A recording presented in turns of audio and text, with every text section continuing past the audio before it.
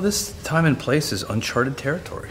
And there's so much that's so interesting about what was happening here, not just with witches and witch trials, but everyday life that is part of our show. Cotton Mather can't help but be dazzled by your charms. Our version of Salem, which is both based in history but clearly license has been taken, is one where it's much more seething and, you know, all is not what it seems. Your Puritans aren't so buttoned down. This is a world permeated with magic, permeated with witchcraft, where everyone from the lowliest beggar on the street to the president of Harvard in his chambers is practicing a kind of magic. Do you think that you'd ever want to live back during that time? Hell no. God, no. Oh, I would have been dead at age 5. As a hypochondriac and someone who doesn't like the smell of horse shit, I don't think I would have lasted long. We encourage people to embrace the dirt here, because in the 17th century, things were dirty and smelly. They could be anyone. They? Who's they? Witches! The hardest part is being the solid straight man and trying to react to all the crazy, kooky, awesome characters that come along. The fact that the cast came off so strongly in their respective roles was really rewarding.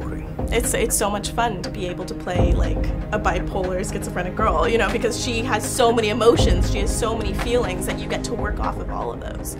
She won't let me. It taps into my bad girl side, you know? Some fresh air might help.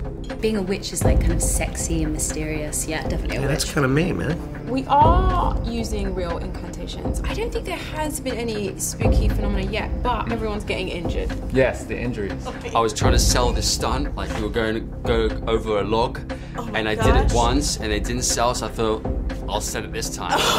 And I sold it, yo. You're screaming, you're running from various things that I can't mention. You're fighting demons within yourself. Makeup, costume, props, everything just allows you to feel like you are there, and it makes me feel like I couldn't even go further.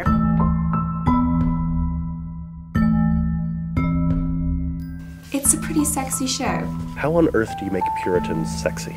That's not easy.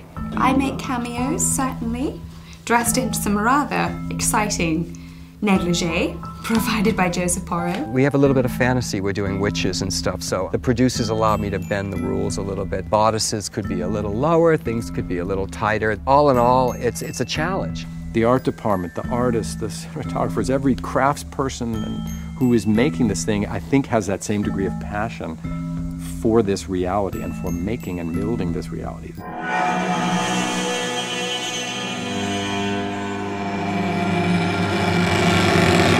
There's sets that are a thrill to do, and then there's sets that are scary and wicked and crazy. One of the scariest moments was filming in the crags, when they filled the crags with like 60 human beings naked. Having worked with Brandon already, I already knew that I was up for the challenge and that I could do it. There's sets that you don't see anymore because people got burned at the stake and the whole thing's gone.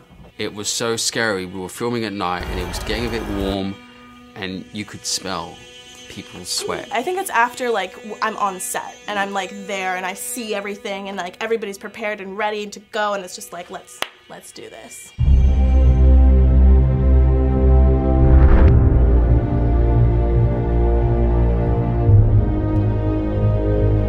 Salem is an exciting, sexy, mysterious TV show. It's just so original. There's nothing like it out there. It's exciting. We've been working in the dark for many months to try to get it ready for that moment. All the characters will begin to intertwine, and it just gets more and more complicated and hopefully more and more scary. Now that doesn't mean that all these supernatural things could actually take place, but one never knows.